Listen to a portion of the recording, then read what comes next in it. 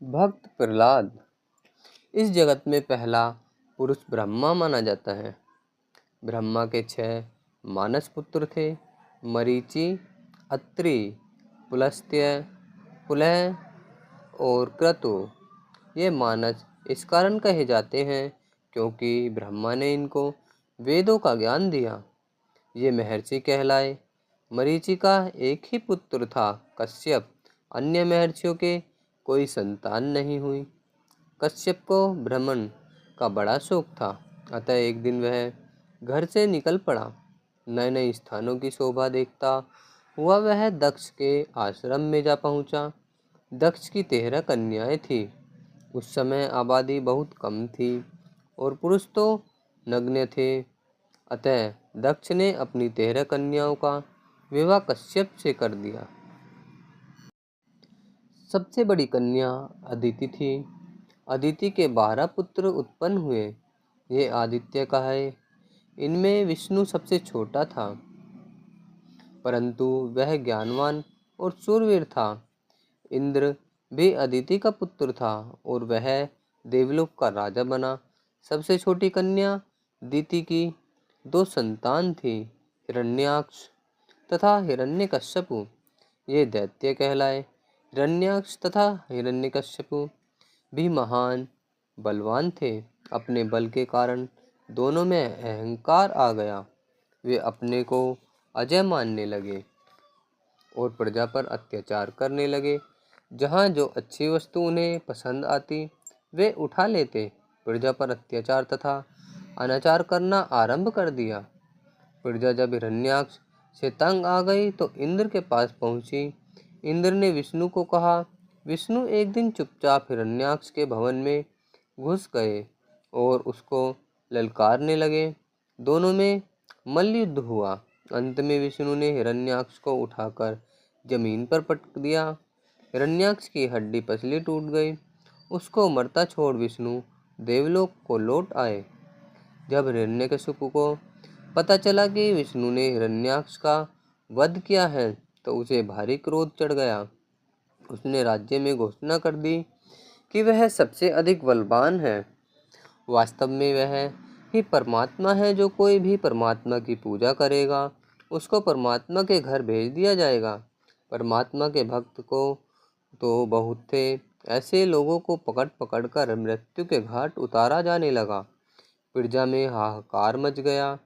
प्रजा की हाहाकार को जानकर हिरण्यकश्यपु ने एक मंत्री द्रिमुर्धा ने राजा से कहा, महाराज मैं एक बात कहना चाहता हूँ।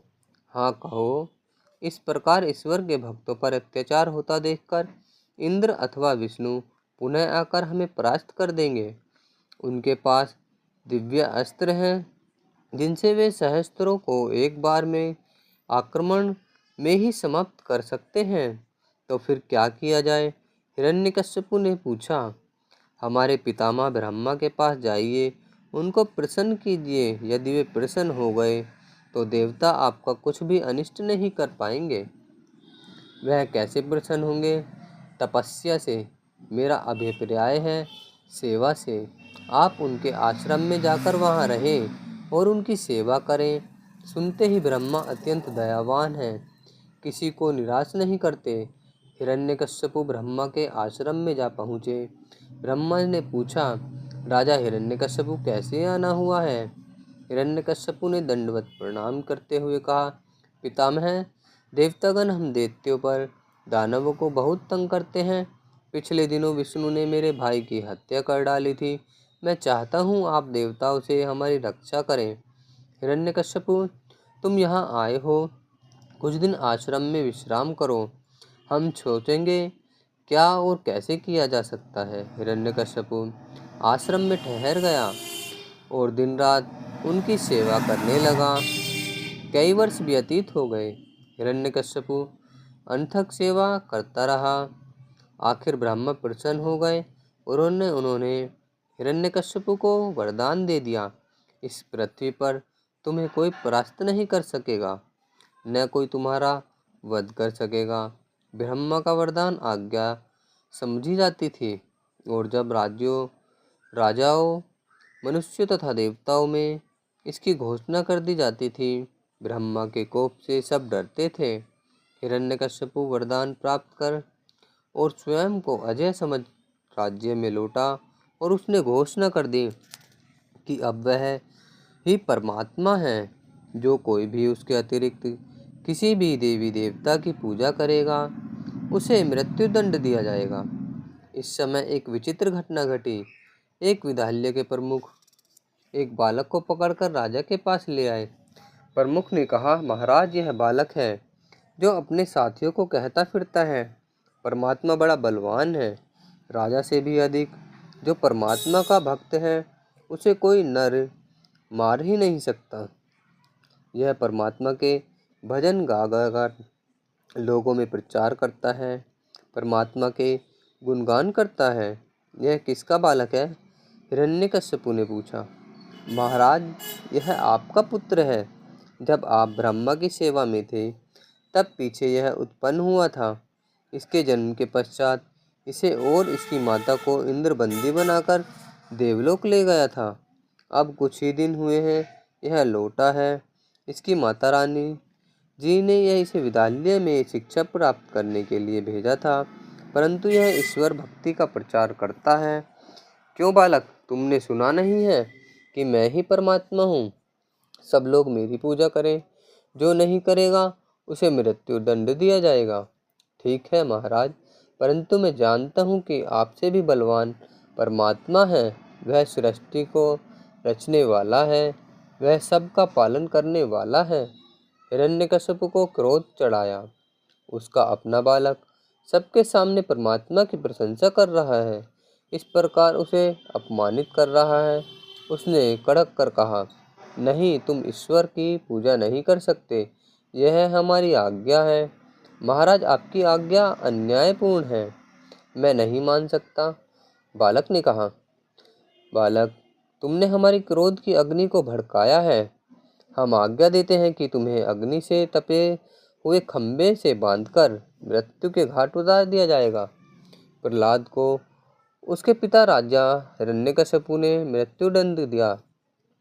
यह समाचार प्रजा में फैल गया, जिससे लोग समझ जाएं कि राजा की आज्ञा न मानने का क्या परिणाम हो सकता है। वास्तव में वह सारा आयोजन देवलोक के राजा इंद्र द्वारा ही किया गया था। उसके आगे अपने भेदिए राज्य में थे। उन्होंने तुरंत यह समाचार इंद्र को भेज दिया। विष्णु स्वयं पहुंच गया। उसके भेदिए प्रजा में घूम घूम कर प्रचार कर रहे थे कि राजा का अंत होने वाला है। विष्णु देवलोक से आने वाले हैं और ऐसा रूप धारण करेंगे कि ब्रह्मा का वरदान भी राजा को बचा नहीं सकेगा। हुआ भी ऐसा ही। जिस दिन प्रहलाद को दंड दिया जाना था, एक विशाल खंबे के स्थान पर 7 प्रहलाद को बांध दिया गया। नीचे अग्नि जला दी गई। इसी समय प्रहलाद का मुख्य द्वार खुल गया और प्रजा की अपार भीड़ अंदर घुस आई। सबने आगे निहरी नरसिंह का रूप धारण किए। विष्णु था जो व्यक्ति खंबे को अग्नि दिखा रहा था।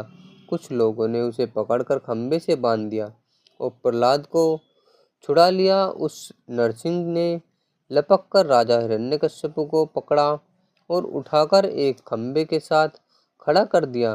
देखते ही देखते लोगों ने उसे खंबे के साथ बांध दिया और नरसिंह रूप धारण के विष्णु ने लोहे के गने बने बागनख से उसका पेट चीर दिया। लोगों ने घोष कर दिया, विष्णु की जय हो। इस प्रकार एक अत्याचारी राजा का अंत हुआ। ब्रह्मा का वरदान था कि पृथ्वी पर कोई उसका वध नहीं कर सकेगा। वह मनुष्यों में, देवताओं में, दैत्यों में, दानवों में, पशुओं में अजय रहेगा। उसका वध हुआ पृथ्वी से ऊपर खंबे के साथ बंधे हुए नरसिंह से, जो न तो मनुष्य रूप में था, न देवताओं अथवा दैत्य दानव रूप में था।